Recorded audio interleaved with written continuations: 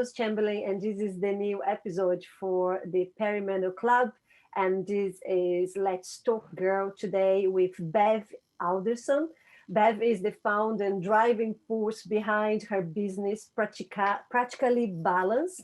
She works with individuals, groups, and workplaces who want to take a positive and proactive approach to enhancing well-being and in turn get results.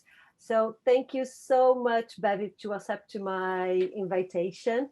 And I need to say that Bev is my friend as well. And we had a good time and is working together for, I think, 2 or 3 years, isn't it, Bev? Yeah, I'd say so. Yeah. And thanks very much for inviting me, Rose. It's good to be here. No, it's my pleasure. I always really value the time when we work together, and every week we spend together back at Onchara. I always learn something. So, and I'm sure Okay. you're going to teach us a lot today. So, I would like you to tell us a little bit first about your story and how did you end up becoming a yoga teacher and then a mindfulness practitioner. So please, up Yeah, to you. sure. I guess, take it back a fair few years now, actually, probably to about ooh, 2010, something like that. I was working in Australia in IT management, bizarrely, and I spent about 18 years doing that, and I loved it for a long time. And I did a lot of high pressure roles, and as such, I had my own stress experience. And during that time, it is very typical with the people I work with now. If something doesn't feel quite right, but you're not exactly sure what. And I had that experience, and inevitably, for me, it started with my body going out of whack, not being able to kind of do the things that I was doing. And it was never just about the work. It was as a human being, the character. I was someone who, worked really hard. I experienced life to the full. I was exercising hard, and I was, playing hard, to be Sure. honest. How would you there, Betty? I would have been in my late 30s. And, through that time, I think it started with glandular fever and ended in shingles. It went over about a 3-year period. And, at that time, I was actually running a team that initially I was doing a transition piece. I'd run IT help desks, I'd run back office functions, and I'd also, my last role with one of the biggest banks in Australia was to run what was called operational integrity, which essentially meant that you did the sort of major incidents, the problem change, service continuity, disaster recovery for the non-retail aspects internationally. And so all the trading floors, that kind of thing. So if they had system outages or there were, environmental issues or major people issues, then it would be something that we would coordinate the recovery of. Sure. And so, suffice to say, I had the platform there to, enable stress, but I was very much the individual that met that, halfway. Kind of A-type. Yeah, definitely. A-type maladaptive perfectionist is kind of what I'll always, pitch myself at, as you know. And there's still a bit of that in me now. But at that time, I just kept saying, well, I was a very practical soul. What is the root cause of this problem? Tell me what's wrong with it and I'll fix it. But it was never that easy, is it? When you start to go down the path of your body going out of whack as a result of too much pressure, too much stress, and for too long, it really isn't as simple as it's A, you do B, and you're done. It's about the start of learning, a new way to come out of it. Sorry. Did you make the connection quickly about the work pressure and then how you were feeling? Not at the time, interestingly. And I did yoga, but I did power yoga. I felt that I exercised, but I ran. I'd get up and run 10 kilometers for fun. So you just add to the stress Yeah, to your body. everything had to be high pressure, stress, right? And so I never really linked the dots for a long time. And I kind of kept trying to get back to an old baseline. And so a lot of the things that I was doing to recover at the time, I'd go, right, that's it. Now I can go out again and start running 10 kilometers for a pastime. And of course, then the next thing happened. And for me, it was, my blood works were showing things along the lines of my cholesterol went up to 9. Mhm. Um, and I had, my thyroid go out. I had, eventually, I suppose the diagnosis came into adrenal fatigue. I had my cortisol tested and it was all over the place. And eventually I, had one of those sort of diagnoses where they suggested that I had ME. Because throughout that time it was a really roller coaster ride, and very much it came to one point where I really wasn't functioning very well at all. Can I ask And you, sorry, how was your sleep that time? oh, shocking. Yeah, so I should say insomnia went hand in hand for those 3 years. And I did have some intervention and a lot of support in my team, if you like, ultimately. And there was, an understanding through the medical world a little bit, but most of that was done through, if you like, supportive modalities. So working with a naturopath and a nutritionist, working with a counselor, a sleep specialist, a lot of people at the time to sort of help me understand what was happening to me. But the funny thing is yoga really helped me. Not always the power stuff, of course, but even that would match your adrenals and help bring them down a bit. But ultimately, when it inspired me to do my yoga teacher training, which was the first thing I did. So alongside that role in Ops Integrity, I actually spent a year doing a yoga teacher training. And halfway through, we talked about the stress response, and the penny just dropped for me. And nobody sort of explained that component of it to me. And I was like, it's so obvious what's happened. And then what happened was I started to talk at offsites about the stress response. I started to put my own teams through training on how to manage their stress. Oh, And then I started doing this externally. And at the same time, once I passed or went through my first yoga training, I started teaching yoga.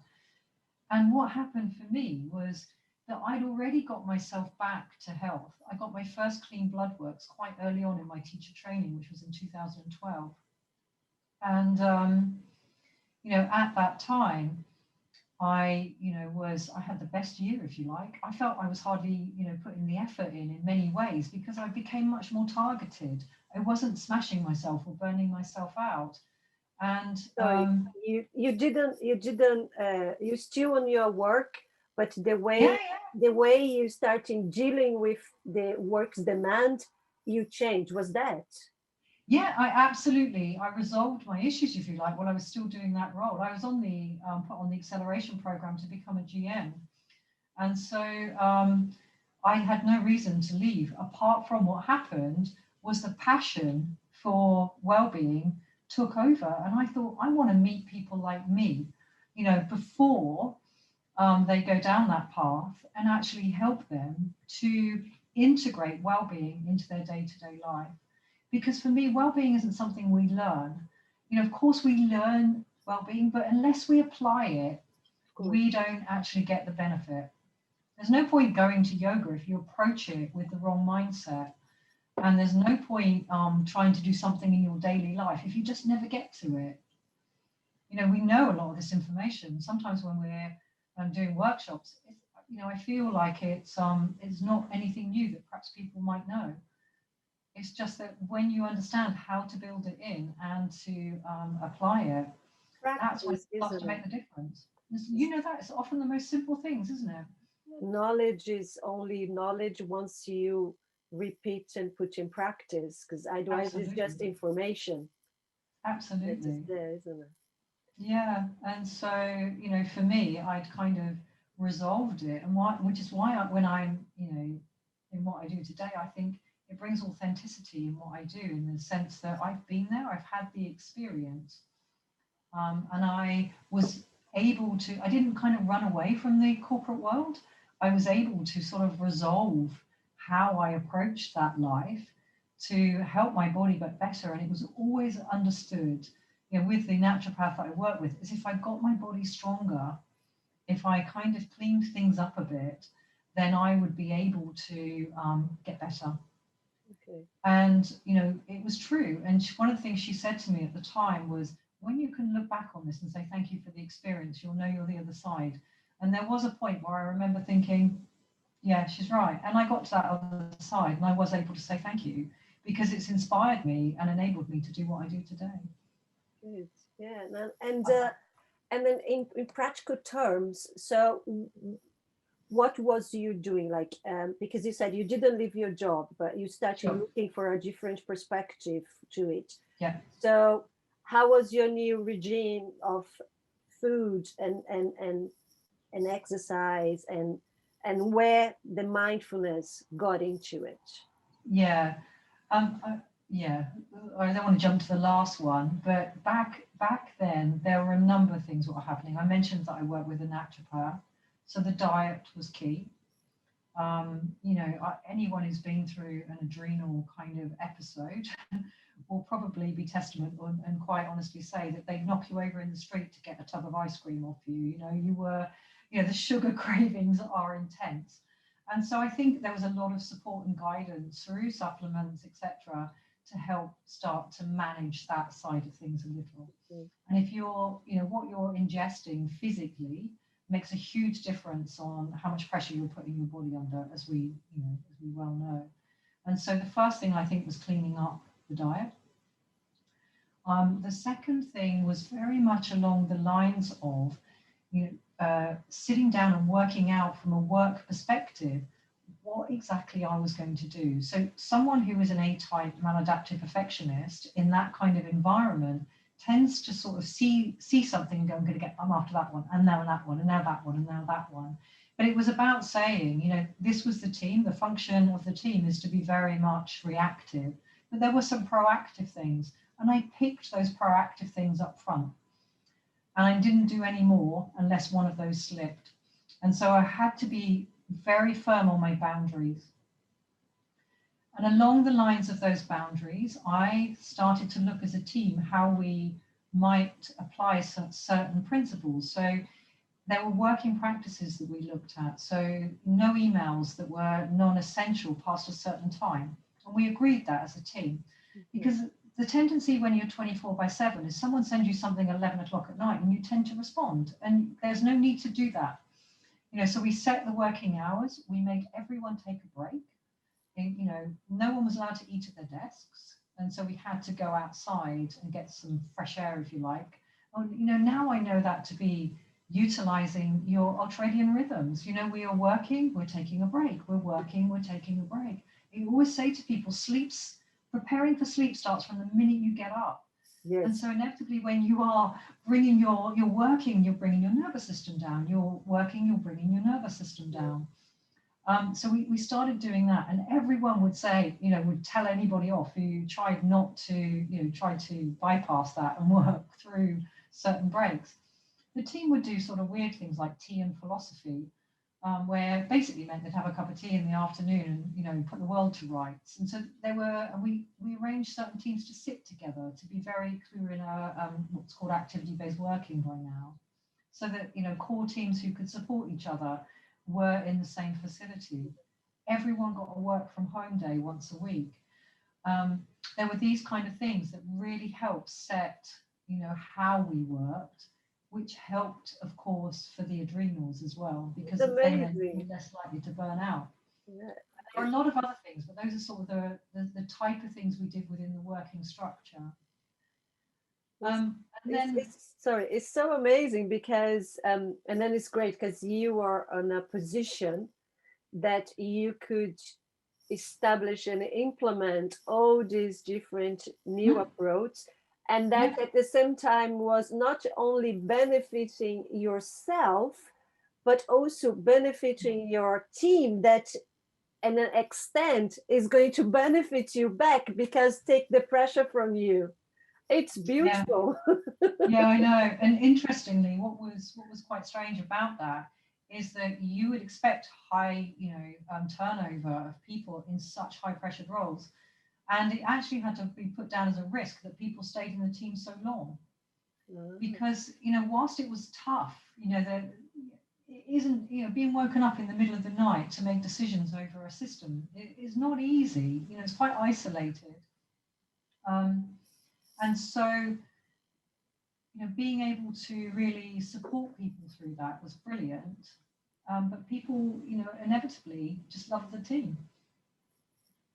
Yeah. And so, we had such a great, great environment. When I decided to leave and I resigned from my role, um, that was one of the things that I thought, I'm really going to miss this, because it was a real sort of camaraderie, if you like. And, Dynamic. and my company at the time, they offered to career break me. And, it's very interesting when you're someone who's going up the corporate ladder, if you like, and you're, saying, I actually want to go off and teach wellbeing. And I don't really know what the future holds, but I know I need to go. But And there comes a point where you can't do those roles. yes. And there's a real privilege in doing those roles, actually, that you can't do that if you've got one foot in either camp, because you can't really do both that well. But it's fascinating because it's like through your healing process, you kind that set the stones for this new path for your Yeah, life, yeah, and absolutely. even test benchmark it. Do I you know? know. And interestingly, Rose, you asked me about where mindfulness came in. Now, I'll be honest, as an A-type maladaptive perfectionist, because I've done two trainings in yoga, and we touched on meditation, if you like, in both of them, Sure. and styles of mindfulness, like things like yoga nidra, that kind of thing. I never got it. I didn't. And it came a lot later for me, because you try telling someone like me the benefits of sitting down and not doing much. It's a very hard one for me to really grasp. And so I dabbled with it. I did a few sort of like light on trainings, I'd say. And then it wasn't until I got to the UK, the first thing I trained in was stress management. Okay. And I only planned, I should say, by the way, when I left my corporate role, I decided to take a year off. And so I did a lot of traveling, and I thought I'd train in a few things. I trained in Ayurveda. I formalized my skills in stress management, twofold actually, through the Centre for Coaching and Counselling in London, and where I did sort of performance coaching and problem solving coaching, and as well as the stress management. And I also trained with the Stress Management Society, who I ended up working as a trainer for 6 months as well. And so just that twofold, going into a number of organizations and sort of following their principle of how they teach stress. And, mindfulness came later, and I trained then with the British School of Mindfulness. And you know what? I love the fact that when you train, you feel like by the time I make a decision to train in something, I kind of feel I almost pretty much know it. I don't know if you've ever had that experience, but when I go, I'm always blown away by how much I don't know. And one of the things that really came to me with mindfulness, rather like with yoga when you train, is when you pick it and you understand what happens on the inside, you go, wow, Yes, why isn't everyone doing this? certainly. But I think it's the same. Well, at least for me, that is when I was retraining for to be a naturopath. Mm. Um, when we starting studying the body, do you know, and the Mm. systems, and then understand pathophysiology, Yeah, and then it's like for me it's completely blown my mind, and I would like fidget on my chair of excitement like a young, you know, a tiny kid on a yeah, class of immunology. yeah. And I Because think because of the technology background, and you have that analytical mind too, in that, because of that, I love knowing how things work. And so for me, one of the things that really helps me to sit and do mindfulness practices, and again, we don't do mindfulness practices to get good at them. We do them so that we apply them into our daily life. okay. And, when we start to really uncover that stuff, that is the inspiration for me to do it. And often it's the way I teach it. I call my business practically balanced because, it's twofold. Again, I like the fact that I'm a immensely practical character. I don't think you need to be perfect either, Sure. so it's about being practical. and Practically. as you I want to, because I see what I notice is with my clients, with the people I talk a lot, is there is a little bit of a confusion, and you touch on the subject, like when you tell people to meditate, Yeah. they said, I wish I could, so, but because this, I think this idea of meditation, of you sit still and don't think about anything because it is impossible not to think, and, Hmm. is so, can be so overwhelmed and so alien for busy beings Yeah. as we are. So, what is the difference between mindfulness and the meditation? Meditation. Sure. Well, so when you look at mindfulness practices, most of us already do some. It might be that we like to paint or listen to music. It might be like we like to go for a walk. There's loads of ways that we inevitably already do this. And so mindfulness is about bringing your mind to one place. And so often people will talk about, when they're painting, the thoughts kind of go into the background somewhere, and they're not really actively thinking. They're, just coming and going. They're not grasping them particularly. And, rather like, and then we can do some active mindfulness practices. And it might be things like, if you ever go out and you decide to see everything, you're wearing a red top that's the color red. You'd be amazed, even if you go for a walk in the countryside, how much of that color there is. And so you practice, looking for things and drawing your attention. I love traveling when I people will talk about photography being a negative and a positive. But for me, it inspires me to look for things. Okay. And so to be really there in the moment and to notice what's happening. And there are ways that you can use like rainbow meditations where you do that without being outside, where you just think of all the things that you can that are under the colours of the rainbow. What is a rainbow meditation? Well, so for instance, if I were to say to you for 30 seconds, just write down everything you can think of or you can see that's the colour red. And what happens when you do that is the mind comes in, it stops thinking about everything else. It also makes you realize how trained you have become, or how active your mind is in being able to recall information. Okay. And so we are exercising the mind by doing that sort of practice. So And that, so if you like right, mindfulness, it's a bit like saying, if you were to buy a red car, suddenly you go out in the world and you see red cars everywhere. yes. And so by doing those sort of practices, like colouring, whatever it might be, or something you're already doing, you're drawing your mind to one point. Does it mean that it's going to stop thinking? Absolutely not, right? You can't say that the mind is going to stop thinking any more than the body's going to stop digesting on your command. It's what the mind does. It's meant to keep, trying to recall information on your behalf, to think of situations that you've done this before. I'm going to be helpful. I'm going to pull those files out for you. Or I'm going to keep you safe. So if it's, worried about a conversation or something that's about to happen, it's going to be trying to think of ways to look after you. So the mind's amazing. All this stuff is filed on your behalf. All the experiences, the behaviors, the, genetics, is made up in your mind. And so mindfulness is like, if you think of, like, I'm an old IT girl, if you think about having your computer open, that you've got a number of screens probably open at the moment. And in a way, those are the active files. And so when you really think about what's open at any given time, it's then can you make a decision as to what's on the screen?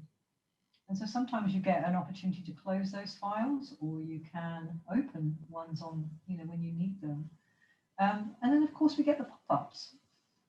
Yes. Sometimes you're not expecting a file to open and there it goes. And Exactly. would you say that is the practice of mindfulness? Because it's bringing attention, isn't it? It's bringing you to Hmm. a focus point.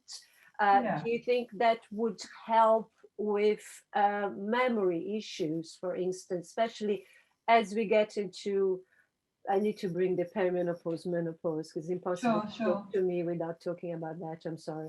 But Of course. as our hormones is kind of change, and then of course memory is something that we starting failing us. So do you think it's two questions actually I want to ask you. One is, do you think with through the practice of mindfulness we actually is helping our memory, and the Mhm. second is how through the practice we affect our stress response. Sure. Um, I'm making the assumption that anyone watching this understands the stress response. Or did you want me to talk to that a little bit first? Maybe we should brush Yeah, just touch on it. brush through a little bit just to understand the context. Yeah, so governed by the autonomic nervous system, we've got two kind of aspects to our responses. The first one is the stress response, and we often think about that as fight and flight. And so, there's an alarm system in the mind, the amygdala, that kicks off, if you like, this warning system, and your body goes into a state of physical preparation in response to, it's the good old proverbial saber-toothed tiger, isn't it? To fight or to flight it. And then, systems such as the heart and the breath, they speed up. Resources are sent to the parts of the body where you're going to need to fight and flight, like your arms and your legs, for instance. Systems like digestion, circulation, and your immune system are going to be compromised because they're not required just to get you out of immediate danger. Yes. And so, that happens without you even having to think about it. Incredible system. The modern day dilemma, though, is we don't have the saber-toothed tigers. What we actually have are the deadlines, the worry, the kind of, the COVIDs, all this sort of stuff, the menopause, whatever it might be, that are basically sending us up into that heightened aspect of the nervous system when we really don't need to be there. And then we're left with the sort of stress hormones pumping around the body in a physical state of preparation, and there's no response required. And so the opposite aspect to that is called the relaxation response. Dr. Herbert Benson, one of the things he did in the 70s was he proved that through the practice of meditation, that you can bring the nervous system from stress down to the relaxation response. I think he named it terribly. He should have called it the optimal response. Because you try selling that in the corporate world, I'm going to come make everyone really relaxed. It's not necessarily what they're looking for. It's not valued quite that much, is it? But of course, the systems of the body, they work more optimally down that aspect of the nervous system. And so we should be aiming to spend more of our time down there. Of course, we're going to get stressed from time to time or under pressure, but we don't want to be there for heightened stress or for prolonged stress, because that's when it's going to have some negative impacts on physical and mental health. And so that's the stress response in a very quick nutshell. And so, when in terms of answering your question around memory, I'd like to draw and stress, I'd like to draw your attention first to Dr. Herbert Benson, who proved that you can move it from the stress response to the relaxation response. Now, when you think about being in the stress response, you've got to make 2, maybe 3 or 4 kind of quick decisions. Do I fight? Do I flight? Do I freeze? Ultimately. And freezing is just hiding it out, waiting for the saber-toothed tiger to disappear. Exactly. So you don't need to make analytical decisions. So how does that affect the memory? You don't often remember being in heightened stress. People will talk about, the extremes of that. If you're in a car accident or something like that, you don't remember everything that happened because that part of your brain, the higher brain function, is kind of, taken a back seat. So, when we think about also the amygdala, which is the alarm system for stress, if you get stressed a lot, the amygdala is going to get bigger, and it's going to, be really fine-tuned at looking for stress. You'll find the small things in life kick you off, and that is ultimately not what we want. So let me draw your attention to the amygdala. You become more Sorry. sensitive to stress, you say. Very sensitive to it. So, people who've had heightened stress or prolonged stress will often talk about the little things just really getting to them, or there'll be kind of those characters that you come across who will just lose it over the smallest things. And that's the amygdala kicking off the stress response. We're never the nicest version of ourselves when we're in the heightened stress. So the amygdala, let's think about that for a moment. There was a lady called Sarah Laser. She did a piece of research of over 8 weeks. People never meditated before, and she got them to do the mind-body stress reduction, which is neither here nor there. And she was looking for a few different things, and two things she noticed that will answer your question. So people never meditated. It wasn't for the faint-hearted. I think they did something like they were invited to do 40 minutes, as in 40, of meditation a day, which is not for the faint-hearted. But in just 8 weeks, so she scanned their brains before and after, she noticed a couple of things. The first one was that the amygdala in every single participant shrank. And that was correlating to them feeling less stressed. And then the other thing she noticed was around, there's a part of the brain I mentioned, like through the rainbow meditation, you're practicing recalling information, that takes information, files it, and you recall it. And it's called the hippocampus. Now, it's got other functions as well, but that's one of them. And so she also noticed that the hippocampus grew in every single participant. And that was in just 8 weeks. And again, that correlated with them feeling that they could focus better. And when we say, we come to meditation, because you asked me the difference, and meditation is to sit and to practice bringing the mind to one point. It might be through the body, like a body scan, or the breath, or the senses, or even a word, a mantra. But we're practicing doing that. And it's not that the thoughts ever stop, and they're not meant to, but we become better, if you like, at noticing where the mind's gone, when it wanders off quicker, and bringing it back to one point. And by learning that, then what happens is we become better at bringing the mind to one point when we need it to. So if we're sat concentrating on something, then we're much better able to bring it into, to the party and not wander off somewhere where we're trying to get something done. We've all had that training, isn't it? It's an exercise, a practice, a training. Yeah, but it's good to know that on the inside that something's happening too. So rather like we exercise the body, we're exercising the mind through something like meditation. And I just want to go back, because you said something very interesting that is just made a little bulb here too. Yeah. So with the mindfulness, and then also with the meditation of the exercise that is you mentioned on the research, with this expansion of the hippocampus, so that, I might be wrong, but when we talk about dementia, when we talk about Alzheimer's, that is where we start losing, isn't it? Actually, it's an interesting one. You'd think so, that is what it correlates to, but they really don't know. Okay. There's more kind of what they think is that you've got like a central in the frontal lobe, so it's like your kind of CEO, if you like, of the brain.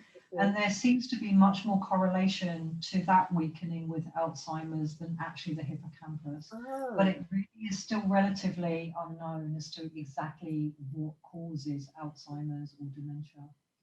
Yeah, because I would think that is where we you would think that, wouldn't you? Yeah, it does make perfect sense, but not necessarily, no. So well, from what I've read anyway, but I'm certainly not an Alzheimer or dementia specialist. So then, just progressing into your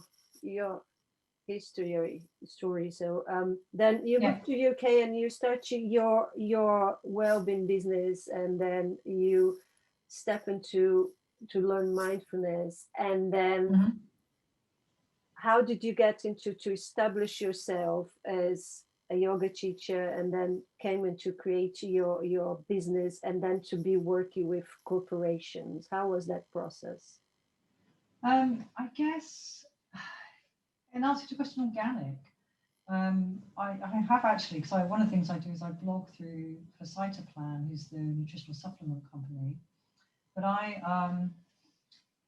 um, I guess, for me, it was always about one thing seemed to lead to another. And so early days, I think anyone would, sorry, what I was going to say was I did some how to create or develop your business, um, you know, courses through them, for them, if you like. And it's really interesting because I think everyone has their way of marketing and a way of kind of creating what it is they want to do. And I always encourage that, how often do you want to do it? How much do you want to earn? What exactly do you want to provide to people and why? And I think when you get clear on that, and then who do you want to provide it to, you can actually start to go out in a way that is appropriate for you. Some people spend a lot of time online through social media, etc., and that can be really valid in today's society. Personally, for me, whenever I have worked like an organization, I find that people who come to my yoga sometimes invite me to their organization, and they might come to my retreats, independent from where we work together, obviously. But and then each thing just seems to lead to another. So one of the best things I find that works for me is to get out there and deliver. And whenever I deliver, it seems to lead to something else. And so for me, it's very organic, Rose. It was never, this is it, this is what I'm going to do. It just kept growing and evolving with my knowledge and my ability to actually be able to say, because all of the subjects I've studied are huge. My ability to say, this is the piece of them that I want to work within.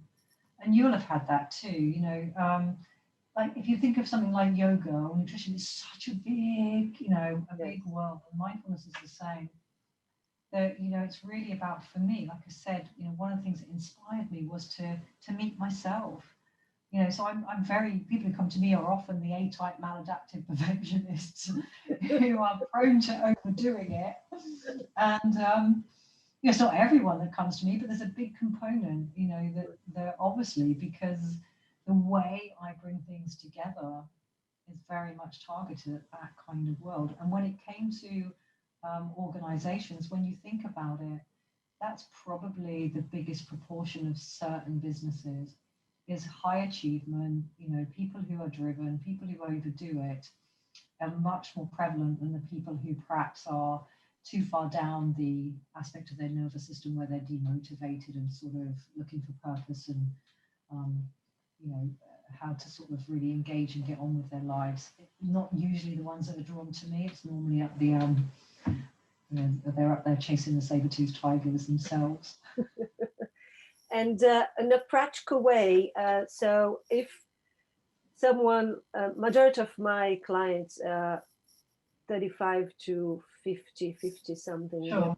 And the sensation that I heard most and I feel as well is going through this hormone change is like being on a roller coaster with a blindfold and not really proper back tamed, so your seatbelt, you don't have even control of that. So of course, stress is over the place, and a lot of them with this very, like, I spoke to a client the other day. She said the sound of her husband swollen coffee was giving her, like if she is scared of what she could do it, because, and she was like at the same time, how can I be hearing him swallowing the coffee and that is triggering me,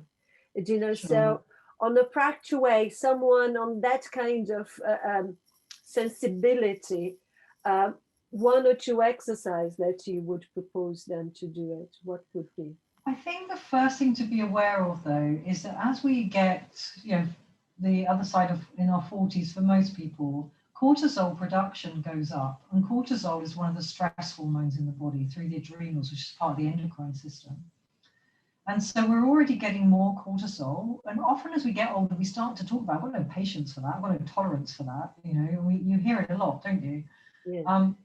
And then on top of it, as estrogen and progesterone start to sort of, become sporadic and to start to, our ovaries start to sort of scale down, the adrenals can actually produce progesterone, as well as cortisol. And so our adrenals can actually fatigue as a result of menopause, because cortisol is not just the stress response. It also, as you know, gets you out of bed in the morning, gives you a bit of energy, and is supposed to come down at night to get you to sleep. If there's no stress, by the way, because sleep will be affected by stress. And so, recognize that, you're going to go into the stress response more often, because ultimately survival is always going to trump fertility. And so, when our adrenals are activated, even if it's to kick off progesterone, it is going to also kick off the cortisol.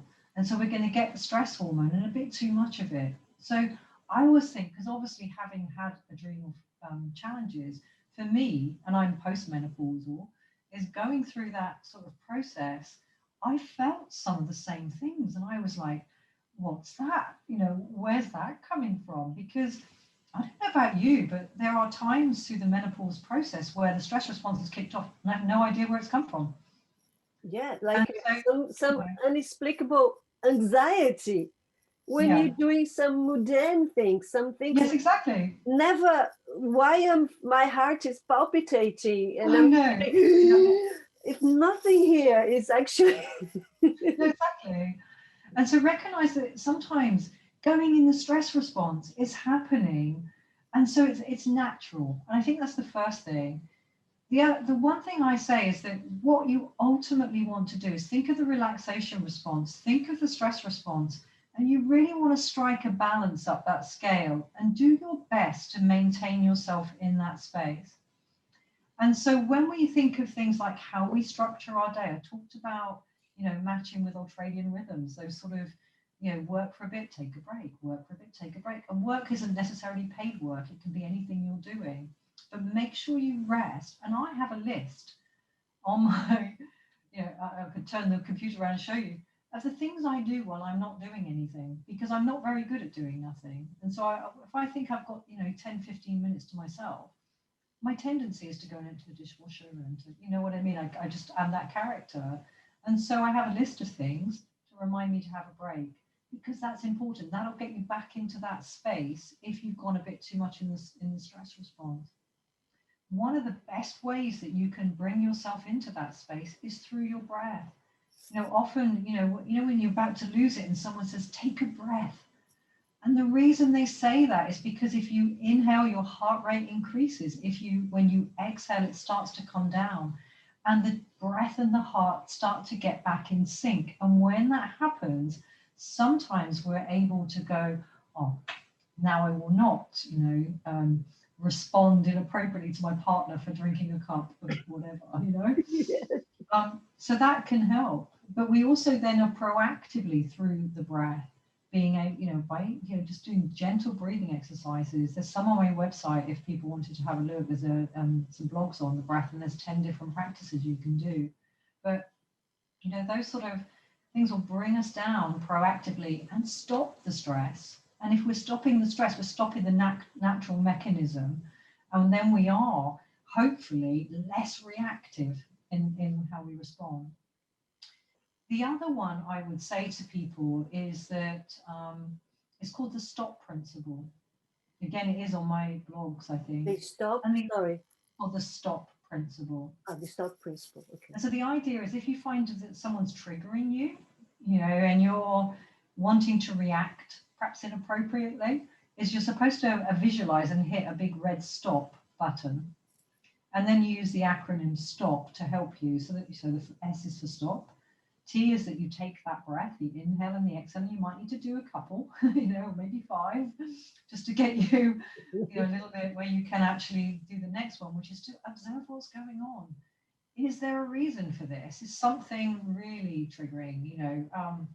If it's someone drinking, you might kind of say, is that them or is that me, really? Is there anything they can do about that? And then you proceed consciously.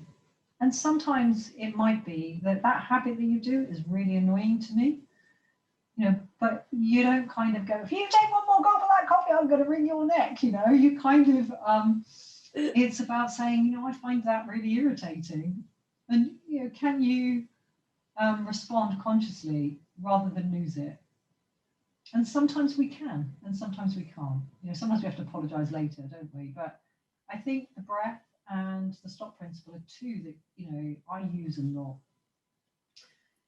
Yeah, what I found fascinating throughout your narrative is how is awareness, isn't it? Is always is the principle of bringing awareness to Yeah, yourself. Like you said, mostly what you wanted was to meet yourself and to find yourself, and that is actually what creates this whole new adventure in your life, this whole new life yeah, for you. And again, now it is with the stop, I can yeah, see like this is bring awareness to your behavior, how you yeah, feeling, why you feeling that, why yeah, that person is pressing your button, so like yeah. it's so about to bring back to you.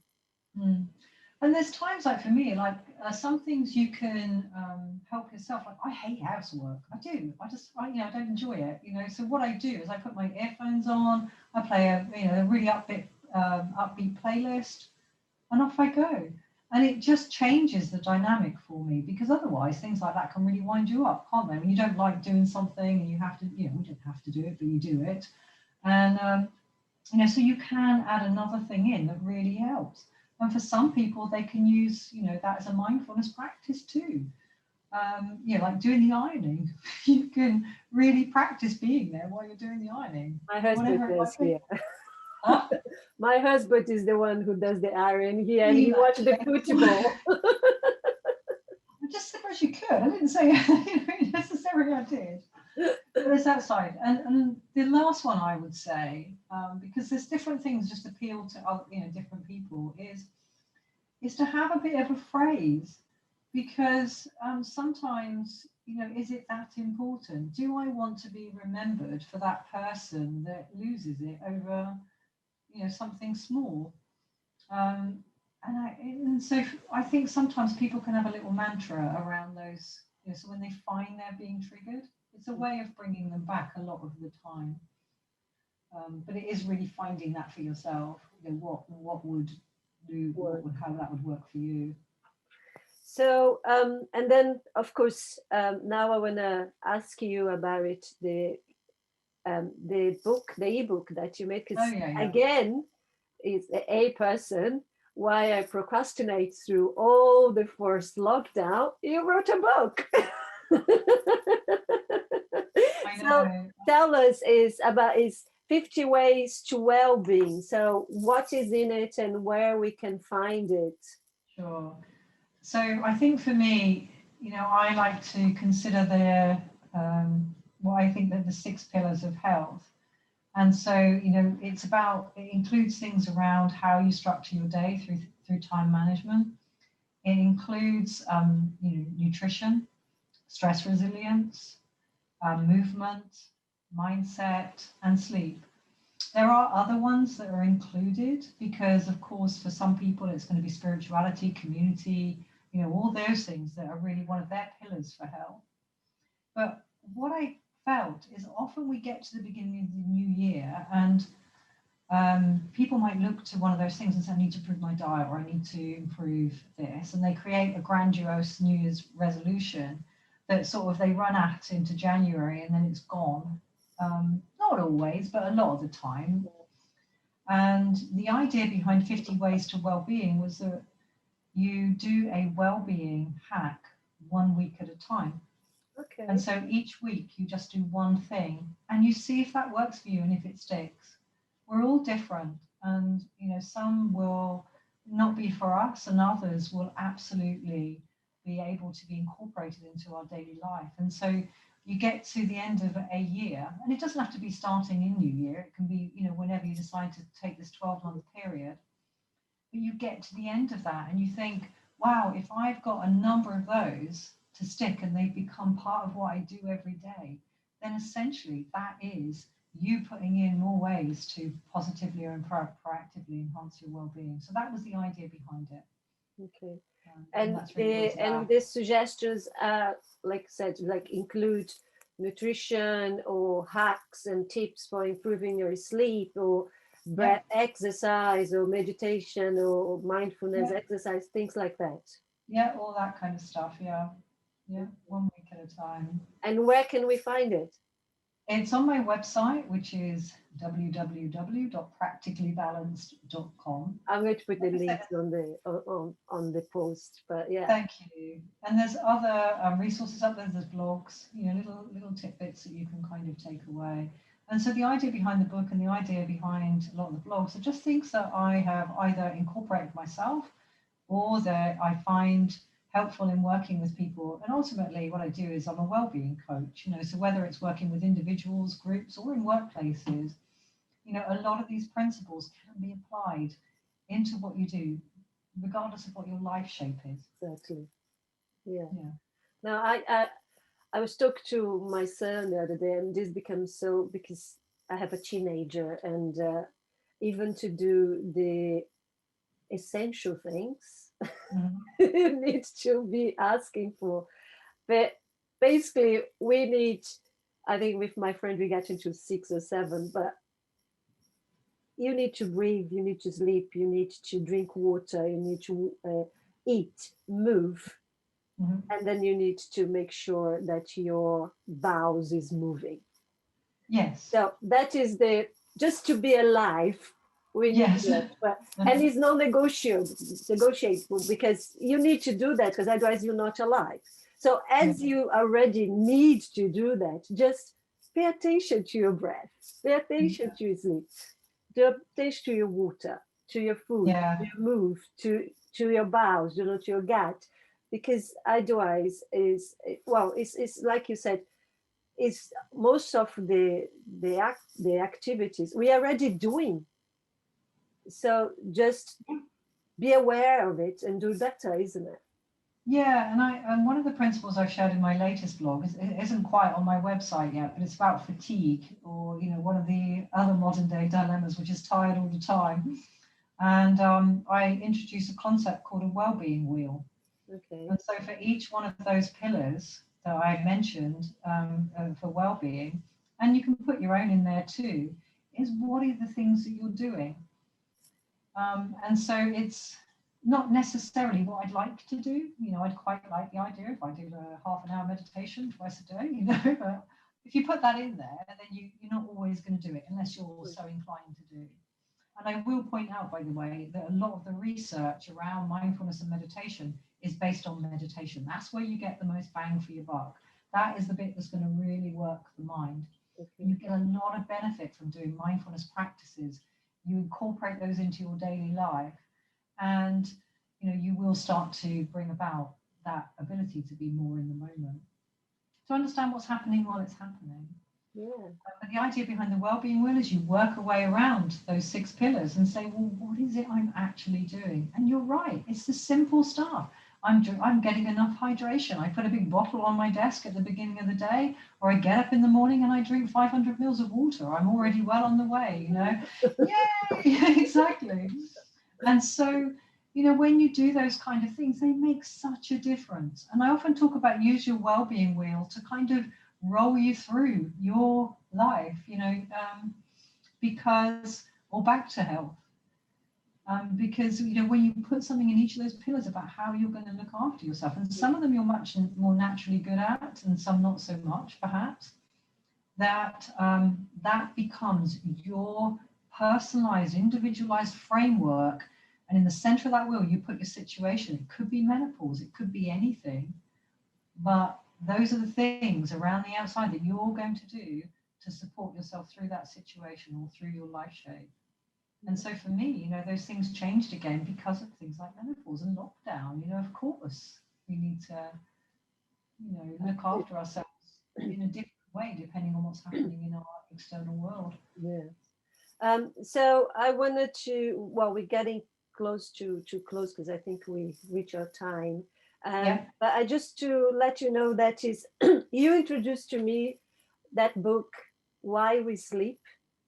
Oh yes, Yes. great book, isn't it? And Yeah. yes, and I am at the moment in my life, well, for a while now, obsessed with sleep. Sleep become my priority number one, and I think is um, the thing that really, when we pay attention, prioritize our sleep or health benefit, sometimes even more than your diet. And I'm a nutritionist, so Mm, my number one is not diet anymore, is sleep. yeah. Um, and I wrote a little ebook about, like, especially thinking about it, perimenopause, menopause woman, but is there all the different, and explain a little bit what is happening on the body, and then to do the list of to do's and don'ts. So Yeah. I just want to remind people that is the link is on my bio. But I wanna you mentioned that is sleep is one of the topics that you took, just for us Yeah. to finish, your thoughts about sleep. And I remember you talking about creativity and how you can improve your work, and all Sure. things like that. Yeah. So Yeah, it's a big subject in itself, isn't it? But ultimately, we need to really respect that sleep-wake cycle. I mentioned that from the minute you get up, that's when you need to start be preparing for sleep. Because if you run your adrenals at 110%, coming down at the end of the day, it's going to take a bit more than a little couple of breaths, to get you down. We've got to get in the habit of, um, working with what are our natural rhythms in the day by working, having a break, working, having a lunch break, working, having more breaks, then bringing some practices, and they're called our ultradian rhythms, but they're also called 90 to 120-minute cycles. And that happens over a 24-hour period through sleep as well as when we're awake. So if we can do that in the day, it helps a lot. I mentioned staying in that place on the nervous system where we're not so stressed, we're not, demotivated. The more we can maintain ourselves in that place during the day, it will help at night. When we're being chased by a saber-toothed tiger, we cannot say to the saber-toothed tiger, I'm really sorry, it's my bedtime, can you come back tomorrow? That system, the stress response is going to bypass your ability to sleep. how long is the break? So you said it's a 90-minute cycle, yeah? So you work for Yeah. 90 minutes, and how long is the break? I recommend 20 minutes if you can, 10 if you can't, right? It's fine. Just a shifting, a change of, changing up what you're doing, giving your mind a break, making sure you're adequately fed and watered. Because you know what it's like, Rose, if you're dehydrated or you haven't had a bowel movement, that's going to wake you up in the middle of the night. Your body's going to go, hello, I need you to be awake because there's something going on. I don't feel right. Yeah. So those things aren't going to help. So bringing in, if you like, that kind of pregnant pause is going to enable you to tune in. What do you need? More and more. It takes practice. So those breaks are important. The other thing I often recommend to people is they create a sleep routine. And it doesn't need to be arduous. It literally, there are some things that you need, as you would know after reading that book. You need the light to be diminished. Don't sit and stare at, technology too close to bedtime. It's going to stimulate you, um, you know, uh, because it will stop. It tricks melatonin, which is essentially that switches off the light, to thinking it's still daylight. Of course, yeah. We need the body temperature to drop. And so, people talk about baths being relaxing. They are, but they also help to bring the body temperature down quite dramatically when we get out of the bath, which can help with the signal to sleep. We haven't all got time for a bath. So equally, just putting a bit of cool, not freezing cold, but cool water on your face, your neck, and in your wrists can, send similar signals. Lavender, amazing for, sleep support. You might do two or three things that just start to step you to sleep. And I often give the analogy, if you've had children, you don't get them towards bedtime and go, well, hey, let's watch something really stimulating on telly. Let's eat some sugary food and, drink a bad drink, and send ourselves to bed with a busy mind, worried about something, and expect to sleep. You wouldn't do that to a child, so don't do it to yourself. Start to think about putting yourself to bed, bringing yourself down naturally. And I think That the story National Sleep, time, isn't it? That story yeah, time for adults. exactly. And the National Sleep Foundation, I think they have some tips on sleep hygiene on their website, to give you some inspiration and ideas, because again, we're all so individual. Yeah, And I'm going through that quickly because obviously I'm conscious of time. But if we don't allow ourselves to step into sleep, then we don't really, we're not preparing for it. But equally, the more we do a sleep routine, then when we are going through a period of sleep challenge, then our body's more likely to respond to that routine. yeah, sure. But what normally happens is we don't care about sleep when it's happening. But if we go through a period where we're having challenges with it, then we tend to go, why doesn't my sleep routine work? I mean, I've done it once, but seriously, it didn't work. We've got to, and obviously, with the supplements, they can be immensely helpful. Yeah, no, absolutely. And I cherish my sleep time now. Like well, it's not like I get excited because I don't want to be excited to go to sleep, but I really like it. I like going to bed. It's because Yeah, there is a whole yeah. preparation, everything. It's a So ritual. it's a Yeah. ritual, exactly. Bev, thank you so much. I had a fantastic time. I was Yeah. missing being with you and have these nice intellectual conversations. Thank you for your time. Is anything else that you want to say and spread the message?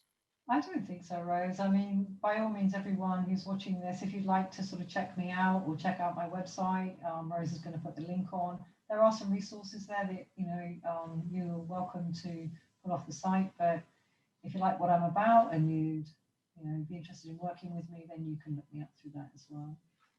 Thank you. Thank you so It's much. been lovely chatting. It's really good to see you. It's nice to see you.